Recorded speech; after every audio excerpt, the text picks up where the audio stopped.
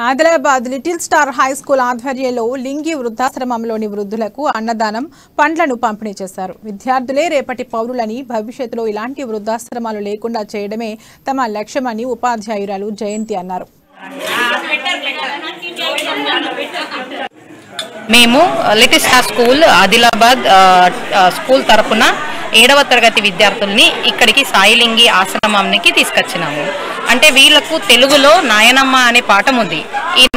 ఈ పాఠం యొక్క ముఖ్య ఉద్దేశం ఏంటంటే వృద్ధులు ఏ విధంగా పాటుపడతారు, వాళ్ళని ఏ విధంగా పిల్లలు చక్కగా చూసుకోవాలి, వృద్ధాశ్రమాలు ఉండకుండా ఈ రోజులలో కొడుకులు కూతుళ్ళు వాళ్ళ తల్లిదండ్రులని వృద్ధాశ్రమంలో వదిలేస్తున్నారు. అలాంటి దుస్థితి ఎవరికి రాకుండా కనీసం వీరితోటైనా వాళ్ళ తల్లిదండ్రుల్ని, వాళ్ళ గ్రాండ్ పేరెంట్స్ని చక్కగా చూసుకోవాలనే ఉద్దేశంతో తీసుకొని వచ్చినాం. పిల్లలకు చదువుతో పాటు నైతిక విలువలు పెరగాలనే మా ఉద్దేశం. అందరికీ నమస్కారం. నా పేరు తన్మయ. నేను లిటిల్ స్టార్ అనే పాఠశాల నుంచి వచ్చాను.